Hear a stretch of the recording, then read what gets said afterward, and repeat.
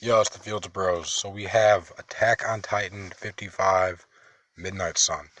Now, this episode is one of the better episodes of the series in terms of the tension or drama between the characters. And we have quite the situation in this episode. Uh, you know, Coming off last episode, Armin was severely burned uh, by the Colossal Titan, by Bertolt, and at the same time, uh, Commander Erwin got hit by a boulder that the Beast Titan chucked. He was chucking at all the scouts, and it basically took out his upper left torso. Uh, his whole bottom half of his ribs, his stomach, probably his kidney, any organs that are located right there. Just goes clean through. Half of his torso is gone. He's basically bleeding out, and there's a point in the episode where uh, this is a crazy episode. I don't even know where to begin. At one point in this episode, we basically have everybody captured. We have Hanji and John and Connie and Sasha, I believe. They have Reina. He's out of his Titan form and he's basically pinned down. Hanji has a blade on his throat. We also have the Beast Titan severely damaged from when Levi basically beat him in like 15 seconds after Erwin's charge he led. That was our last ditch effort. And on the other side, we also have Bertolt, uh, who got cut out by Eren after Armin's, sacrifice he made by burning himself as a diversion, basically. So we basically have all of them down at a brief moment in this episode. So at this point, I'm thinking, all right, we have to get one of these guys have to die, Reina, Bertolt, or the Beast Titan. We've traded way too much in this battle to walk away without, an opposition casualty at this point. So then there's this scene where Hanji is thinking, all right, we can't just kill Ryan.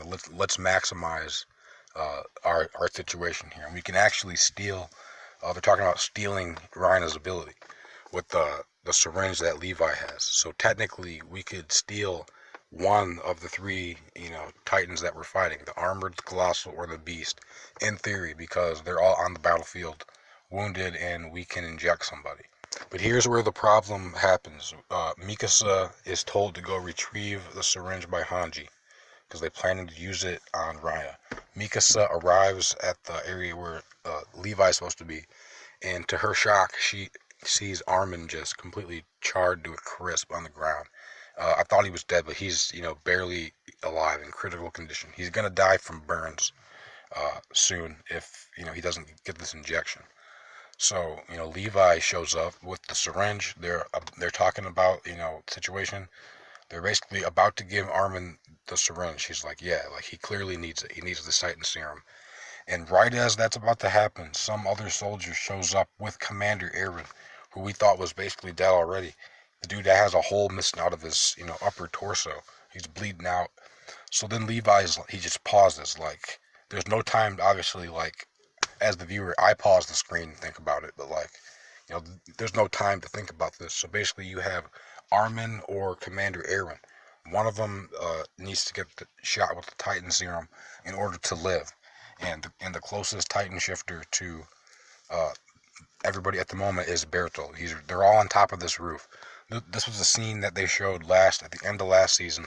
Uh, they showed a clip, basically this scene on the roof where you have Armin burned, you have Erwin injured, and you have Mikasa, Levi, and Eren all discussing about who's going to get this shot to turn into a Titan to save themselves. And basically, it showed like a brief fight scene where uh, Levi punches Eren in the face to get him back because Levi's saying he's giving Eren the shot. Like, there's no discussion here. He's the leader of humanity. He spearheaded the Titan comeback, all that, and obviously Mikasa and Eren are pleading on Armin's behalf. So you have this torn decision you have to make here. Like this is an extremely tough choice. Like on on on at face value, you would think, all right, yeah, Commander Aaron's more valuable. But when you really think about it, like you can't really go wrong here. Like they're both incredibly valuable. And when you think at it from this perspective, like uh, uh, they always show that scene where that Kenny the Ripper dude's dying, and talking about how people always have to have something to push them on further. Like, people have to have a reason to fight, basically, to keep pursuing whatever they're pursuing. In this case, in my opinion, if Armin were to die, that wouldn't that have a huge effect on Eren and Mikasa? Like, I consider those three the main characters of the show: Eren, Mikasa, and Armin. Like, that trio. And like, everything they do is bet on, one day three of them can, live how they used to live without all this chaos. So like, if that trio dies, like, the ultimate goal for them, like, the light at the end of the tunnel is irreversibly destroyed. Like, the reason why they can keep pushing is because, Armin, Eren, and Mikasa have each other for this. If one of them goes down, like, I feel like that's going to just cripple the group. Like, they're not going to have the will to continue. And obviously, Commander Eren's one of my favorite characters in the show. He's one of the most important characters in the show. That's why this decision just sucks. Like, this is just an awful freaking decision.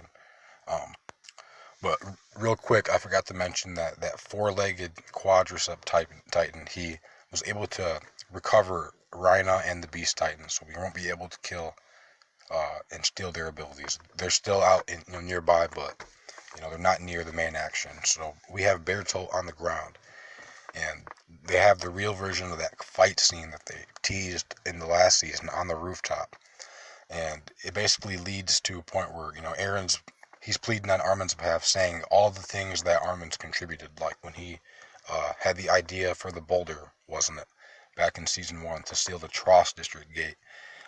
He had the idea. He was able to figure out about Annie and her, concealing the fact that she was a Titan because of the ODM gear inspection. That he was able to figure out that they presented Marco's gear or whatever it was.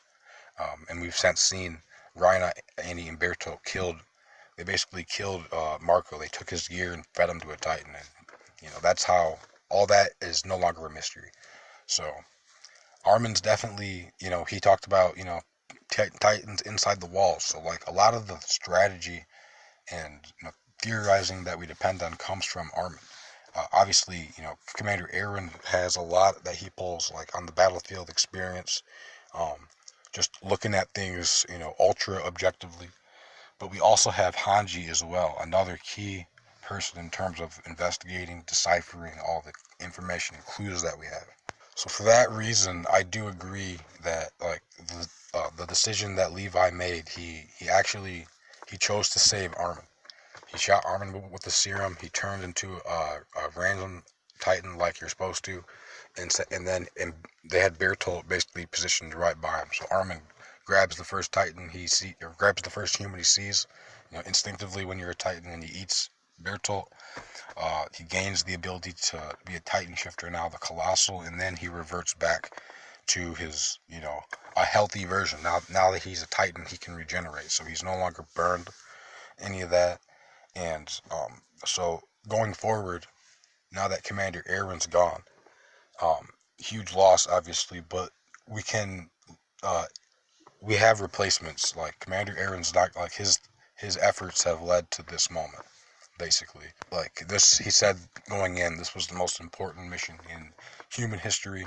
Levi tried to talk him out of it from going. He said he was gonna die on this mission, and he does die, on top of that roof, basically.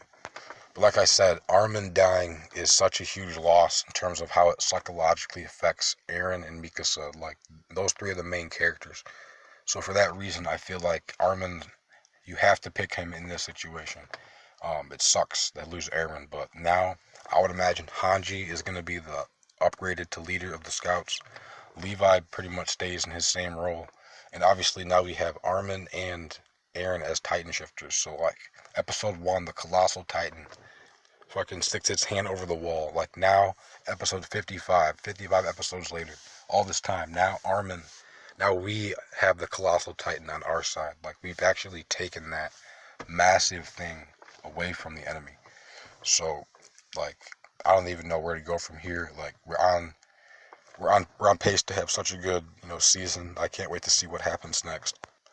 But right now, we're still kind of trapped inside of Shiganshina district. I'm pretty sure the Beast Titan sealed off the entry point with, rocks, so like the horses can't go through there, if the horses are even still alive, that is. We need to, because at some point we're going to have to leave and make our way back to within the walls with Armin and Eren. So the only thing I can really think of is if Armin could maybe turn into the Colossal Titan and kick the entry point where the boulders are. Like, we've seen the Colossal Titan break these gate entrances before. So if we can do that here, we can clear a path for the horses to actually ride the fuck out of here. So that's what I think is going to happen. Hopefully we can make it back in one piece. Also, we were able to get a letter from Rhina that he said was from Ymir to Krista. That Hanji, I'm pretty sure she has it. And we're going to read it first before we give it to her, if they give it to her at all. But, so far, that's what I have to say about this episode. Excellent episode. Definitely a, one to watch again. So, take it easy, guys. Later.